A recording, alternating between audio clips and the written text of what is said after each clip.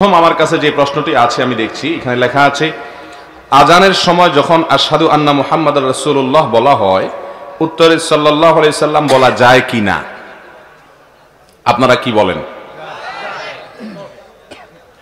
আশহাদু আন্না মুহাম্মাদুর রাসূলুল্লাহ যখন আজানে বলা হবে তখন আমরা জবাবে কি বলবো?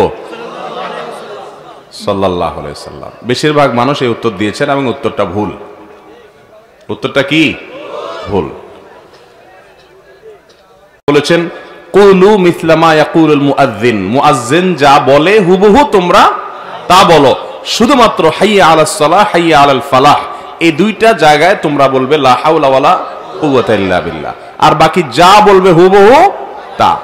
শুধু তাই নয়, এই হাদিসের বিস্তারিত বিশ্লেষণে নবী আলাইহিস সালাম একটা একটা শব্দ দেখাইছেন।